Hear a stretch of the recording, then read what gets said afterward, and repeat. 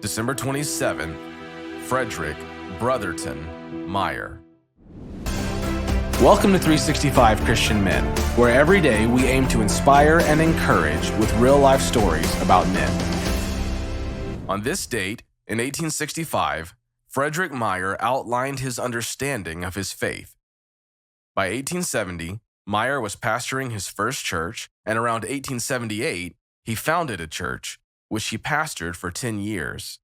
Meyer was a friend of D.L. Moody, and he ministered in the United States, often focusing on inner-city mission work.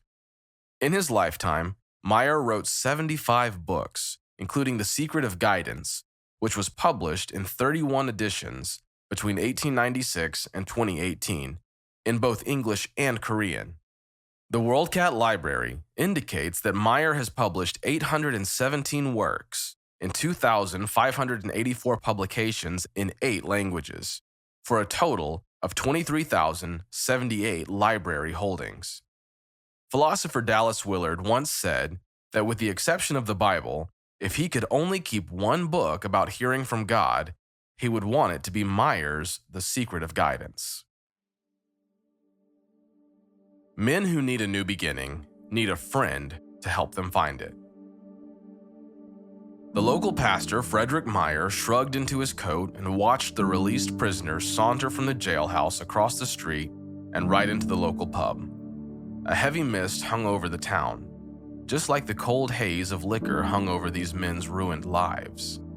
He knew too much drink was at the root of a lot of crime, and it was clear to Frederick that the men walked out the front door of the prison and right into the back door of the pub.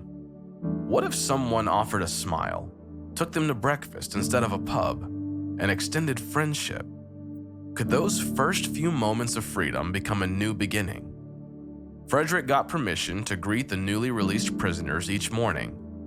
One day, Frederick noticed an especially ragged man in the line of prisoners waiting to be released. The tear in his pants was barely held together by wide cross stitches. If it had been raining, his boots would have taken in water at the toe and let it out in the heel. The man looked dejected, miserable, like a tramp. Frederick offered him breakfast at the coffee house. The beaten-down man was sullen, but he accepted the offer of a meal. Then, after a bit of hot food and no preachy attack from Frederick, the man began to talk. He told Frederick he'd once been a respectable worker, but after a difficult time in the army, he had started drinking, heavily. The man was still young, and Frederick longed to see him grab hold of a new beginning. Convinced that if men could stop drinking, they could get back on their feet, Frederick carried pledge cards in his pocket. He often asked struggling men to sign a card promising not to touch liquor again. Sober from his time in jail, the man signed. Frederick helped him get lodging in a clean, respectable place away from his old companions. He helped him find work, brought him acceptable clothes, and visited him. One day, he asked the man if he had family. He didn't. Frederick pressed, was there really no one who cared for him, or that he cared for? The man hesitated. There was a girl, but she wouldn't be likely to look at me now, he said. You never know, said Frederick. These women are wonderful creatures.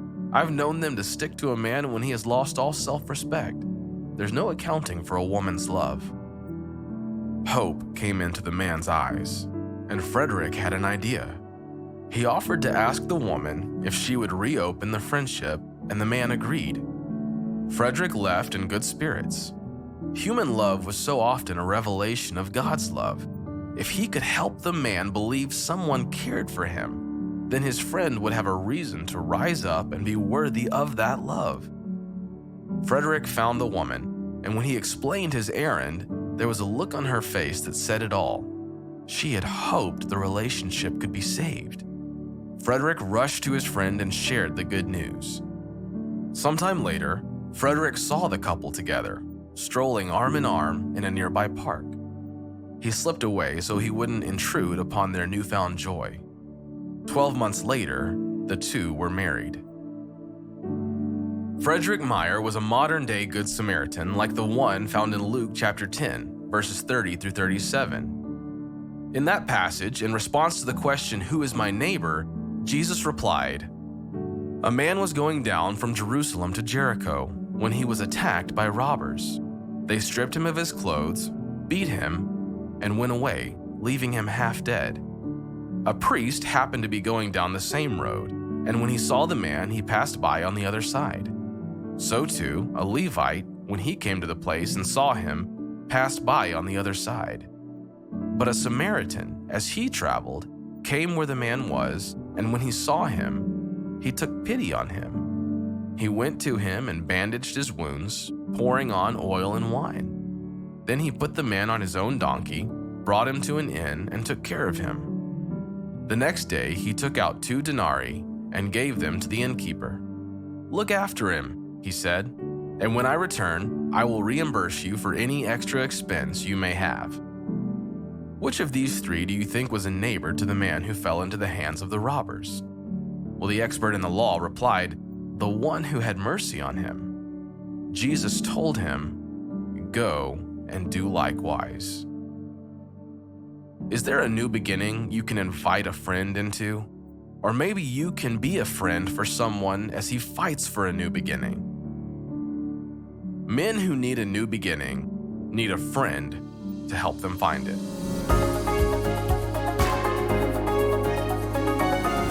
When we asked our writers to choose a topic in a man's life, we really left it up to the writers to see how the Lord would lead them to write about an individual. We would choose the individual, and then we really left it up to the writer to choose what they wanted to write about. And what I like about this F.B. Meyer story is the author of the story didn't pick the accolades that came from the writing of the books or the influence that he had in many areas, really. But what the author chose was to focus on F.B. Meyer being a friend. And I love that it tells the story of him going out of his way to meet people who were down and out. He didn't know they were down and out necessarily, but he was willing to put himself out there to show the love of Christ so that he could have an impact in people's lives. You know, the truth of the matter is we never know when we come across someone what their life journey has been or where they're coming from. But what if today God wants to bring you across the path of someone who is desperate to be a friend and to have a friend in their life? What if you're that friend? What if God brings you across that person so that you can show them, as was recorded in our story, the love of a Good Samaritan? It's going to take a couple things, men. It's going to take, first of all, me putting myself out there, you putting yourself out there. Are you willing to do that? Secondly, look for who God brings across your path, and then just step out and respond in obedience. My name is Blake Maddox. I'm the Executive Director of 365 Christian Men, and we created these stories not to inform us and not even to tell us a story necessarily, but to inspire us about what an impact our lives as Christ followers can have when we are led by God's Spirit, like F.B. Meyer was in this story. So will you choose today to get up, to start your day and say, "Lord, let me be an ambassador for you. Use me in a way that will honor you and glorify you." God bless you. Have a great day.